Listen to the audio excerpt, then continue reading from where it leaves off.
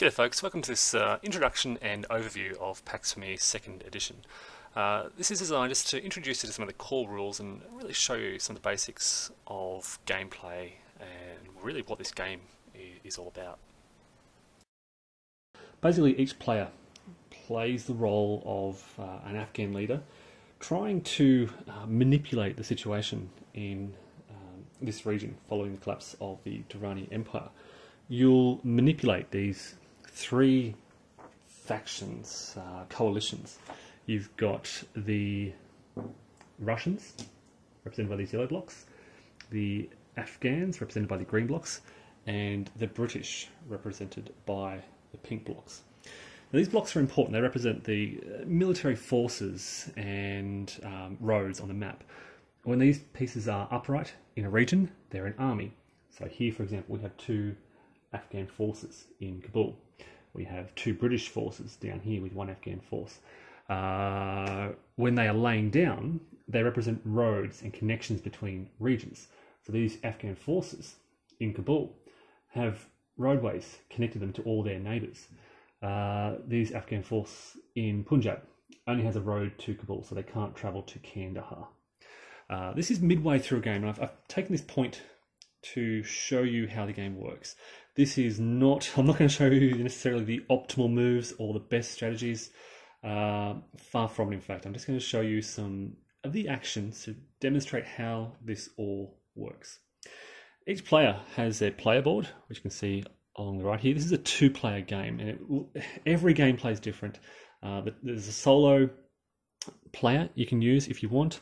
You can also use him in the two-player game.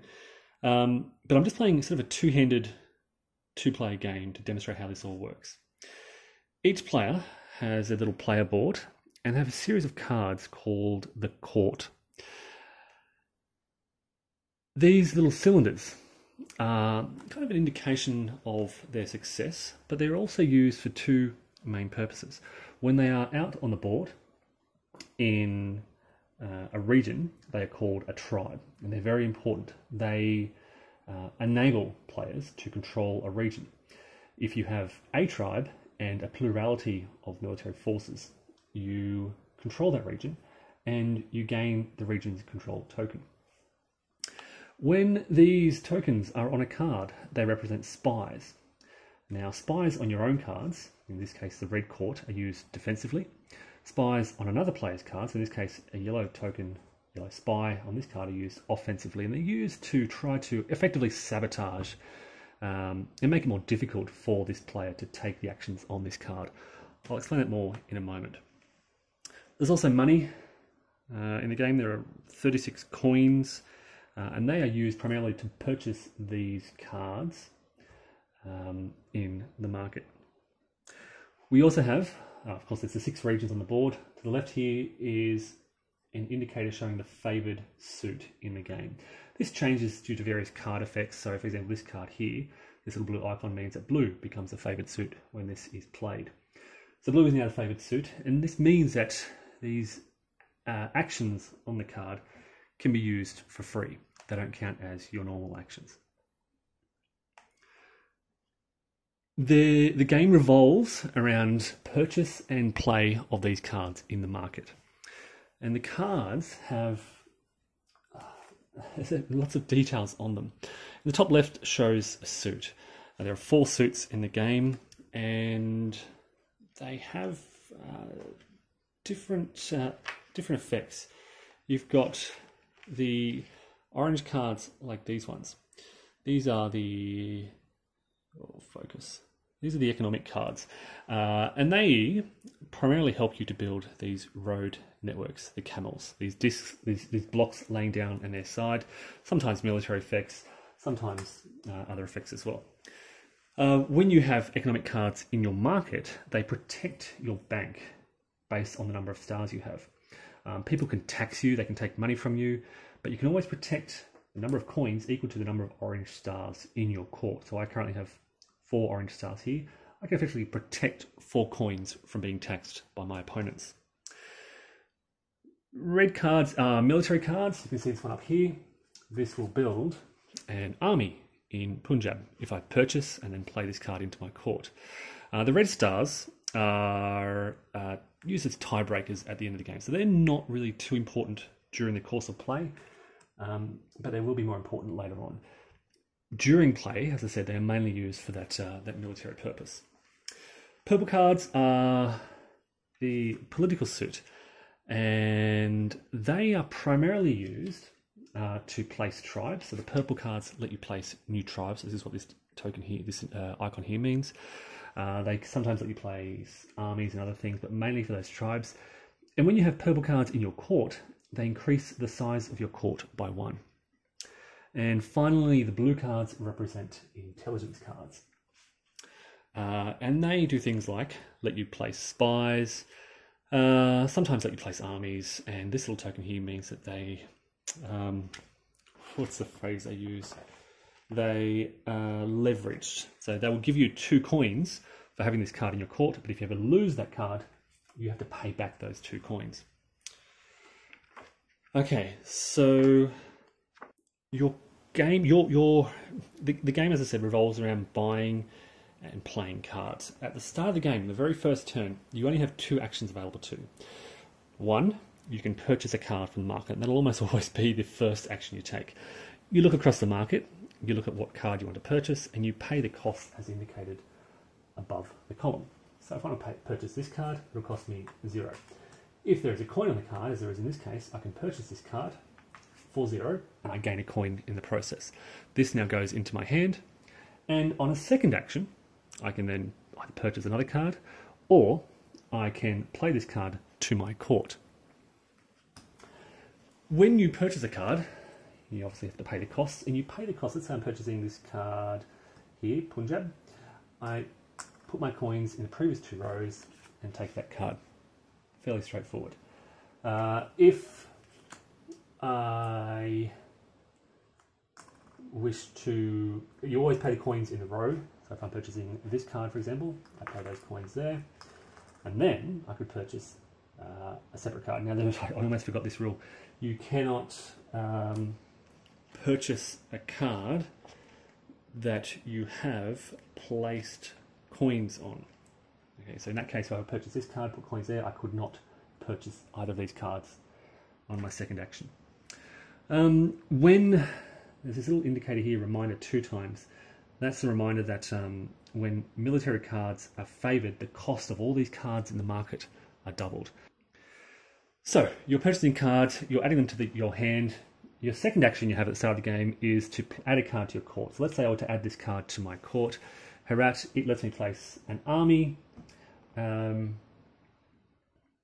of my loyalty into Herat here. In this case, I just place that army up right there. I haven't mentioned loyalty yet. Now, at the start of the game, you pick a loyalty. This is what these little loyalty dials are. This faction was British. This faction was Afghan. And this is basically who you are drawing support on as an Afghan leader to influence the region. You're hoping the British will help you. They'll dominate the region, and they'll give you the benefits. They'll sort of favour you in the region. You can only ever have one favoured coalition at a time, as indicated by this token. And the level of favour, the level of your influence is an important consideration in the game. This is how you score victory points. Your influence level is equal to 1 for having favour, plus your patriots. They are particularly powerful members of that coalition. You can capture prizes, and you'll slip prizes under your dial like that. So you're basically counting lines 1, 2, 3. And you can also purchase gifts through certain actions, and you'll add onto your dial, and that adds to your influence. I'll return to influence later, because that's mainly used for determining victory points. I briefly touched on tribes and the region. So you're really trying to control various regions throughout the board. To do that, you need to place a tribe by securing and playing a purple card. and then having a plurality of pieces in that region. So you can see here, yellow with their Afghan faction has their tribe, a requirement, plus one military piece. They don't necessarily need that military piece to control that region. Red here, with their British support, have a tribe and control. Now previously, yellow, with this Afghan army, controlled this region, and the British marched 2 soldiers into Punjab to neutralise that support. Yellow no longer has a plurality of pieces in that region, so they had to give back control of Punjab. Now, they are the 2 basic actions you have at the start of the game, but very quickly, pretty much as soon as you play your first card into your court, you enhance the actions that you have available to you. And all these little tokens down the bottom of these cards indicate the card-based actions that you take. So, the first one probably doesn't happen until later, but tax is an important early action. When people purchase cards, they place these rupees on the cards preceding that card in the row, and you can use the tax action to take rupees from market cards equal to the value of that card. The value is in terms of the number of stars. So for example, if I were to use this card to tax, I can take 2 coins because there are 2 stars on this card from the market. Alternatively, if I rule a region, I can take money from players who have cards in their court matching that region. That's this kind of elevates the game to a new level, because you are not only watching what's happening on the board, not only managing your court, managing your hand, you have to keep a constant eye on what other people are doing and what other people have, both in terms of the locations they have on their cards, where their spies are, and what actions they can take in these regions. This is just a 2-player game, but with the 5 players around the table, everyone managing their coalitions, it becomes very, very deep. You are watching what other people are doing, you are thinking about what other people can potentially do, and so forth. And as I said, if you have a tax, if you have these orange cards, they protect you, some of your coins, from that tax. Another action you can take, not shown on any of the cards in court, but shown on this one here, is gift. And basically that allows you, as I said earlier, to place one of your cylinders on an empty gift space on your loyalty dial, and that counts as 1 influence point towards your coalition. The cost of the gift is equal to, in rupees, the cost of the number of gifts you have, so double the number. So for the first gift it costs 2 rupees, your second gift will cost 4, and so forth. Another important action, once you begin to control regions, so yellow controls here, red controls here, is you can do the build action, shown down the bottom right here, to place up to 3 armies or roads among any regions that you rule. This does not necessarily have to take place in Persia. I can build more armies now that I control Herat. I can pay 2 coins to build 1 army there.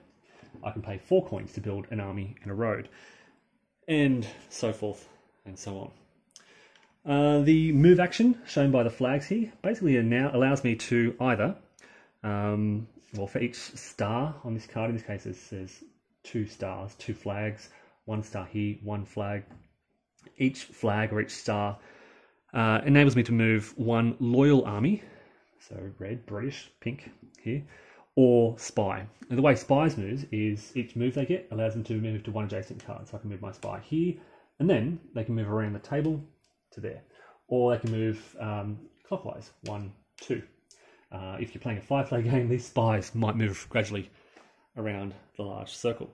Likewise, what the British did here, from Kabul to Punjab, they moved 2 armies, they had moved 2, and they moved 2 armies into that adjacent region. The betray action, which is not also on any of the cards here, you can see this on this card up here. The betray action lets you spend 2 coins to discard a card where you have a spy. So for example, if the yellow player had the Betray card in their court, they could do that action, pay 2 rupees to discard this card from this player's hand.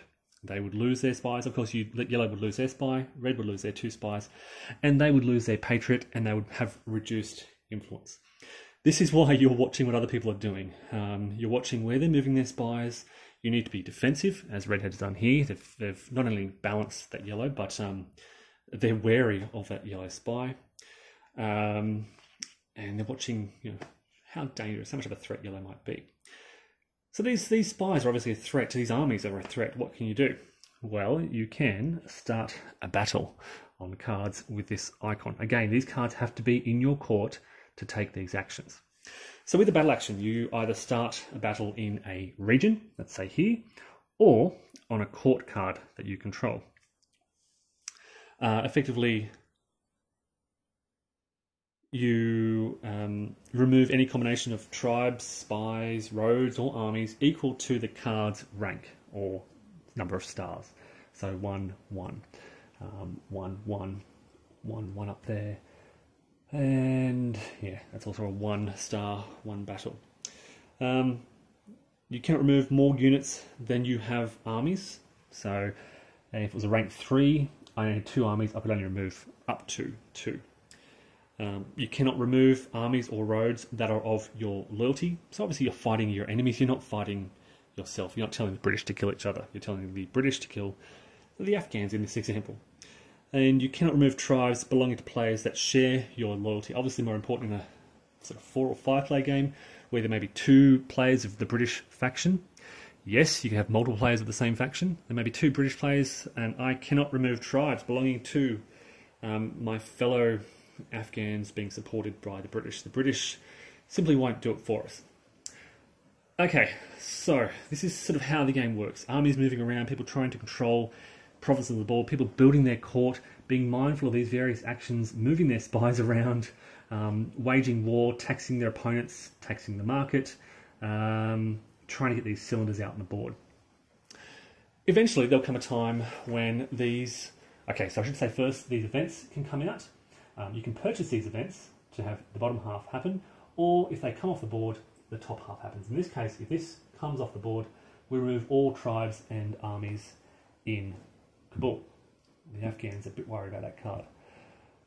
These red dominance cards, sort of a timer of the game. There are a number of these seeded into deck, 4 I think, and again they can come off the side of the market and they will trigger, or you can purchase them earlier to have this dominance check triggered earlier. Think of this, for those who have played Twilight Struggle, a bit like your European scoring card. When you're in a bad position, you might want to wait and try and shift the balance in your favour, or you may not be able to do so, so you're playing it early to just I guess suck it up and do the damage. What happened earlier was the British had very few pieces on the board, but they were just within, just had enough to gain some scoring points, and so they forced this dominance check early by purchasing that card. The way a dominance check works is you test to see if this check is successful or not by counting up the coalition pieces on the board. What you're checking for, you're checking to see if a single coalition has both the most blocks in play and at least 4 more than all other coalitions not combined. Now in this 2-player game, nobody has worried about the Russians. It'll be much more complex in a 3, 4, 5-player game, but in a 2-player game, we're just really here comparing the the Afghans, versus the British. And in this case, the Afghans have 12 blocks on the board. They have the most. The British have 11. So the Afghans have more than the British, but they don't have at least 4 more blocks than the British. So the dominance check is unsuccessful. In that case, the player with the most cylinders in play will score 3 victory points, and that's why the British are on 3. The player with the second most cylinders scores 1. As it stands right now, however, both the British, if we were to do this dominance check right now, the British, this player here and this player here are tied for cylinders 4 all. So we add up the victory points for tied places and then divide that number by the number of tied players. In this case, they'll get 2 points each. So 3 plus 1 is 4. They share that, 2 and 2. The red player would still be in the lead. If that dominance check is successful, let's say the British had been a bit lax in placing their armies, and they had 6, where the Afghans had 12. The dominance check would be successful. Players loyal to the dominant coalition score victory points based on their influence points. The player with the most influence points scores 5 victory points. Second most scores 3. Third most scores 1. And again, if there's a tie, you add up the victory points for those places and then divide that by the number of players. Once we do that successful check and scoring, the region, according to the rules, settles into this uneasy peace, and we remove all coalition blocks from the board. So the board effectively resets. You keep your court cards, you keep your control. It's just the blocks kind of leave play for the time being. Now, during the final dominance check at the end of the game, all points awarded are doubled. So the first, second, and third, less important than that fourth dominance check. And that is about it. That's a very quick instructional guide through how it plays. It begins so easy. You buy a card, you play a card to your court. You buy a card, you play a card to your court. And you're gradually building up your courtier, which gives you these event options. What makes this so deep and complex is the interaction between your cards and the cards of other players. You're mindful of where you can be taxed. So, for example, if I were to control Persia by getting a tribe into Persia, I can then tax my opponent here who also has a card in Persia. If I were to... There are a lot of rules I haven't gone into. This is just the basic overview. But if you ever... Another important rule is what's called the overthrow rule. And if you ever lose your last tribe, so if I were to lose my last tribe in Herat, I must immediately discard all political cards associated with that region. So if I lose that tribe, I lose my card, Herat. And conversely, if I lose my last card in a region, Herat, I must lose all my tribes in that region. This means that yellow can move their spy over to Herat, and if I don't get rid of that spy, they can then betray this region. They can discard that card. I lose my tribe. And if there were to be a prize icon under there, they would gain that prize. Now, I mentioned influence. I mentioned, I forgot what they're called again, personalities, the prizes, the gifts. You can only ever have those things in your chosen coalition. If you ever wanted to take something, let's say I want to purchase, the red player here wants to purchase supplies from Orenburg, and they want to start supporting the Russians. They can certainly do so, but they lose all their gained influence, prizes, gifts of that coalition. So the British go, well, screw you, we're taking our personalities, gifts and so forth, and we're going home. And you basically start every game with your one Russian bear and your Russian patriot. So it's an incredibly dynamic game. You are watching the board. You are watching your court. You are managing the cards in your court, the cards in your hand.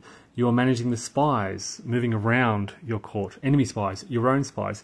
You are watching where your spies are moving through enemy courts and around the circle in a larger game. You are watching the regions that your enemies are sort of thinking about via their cards.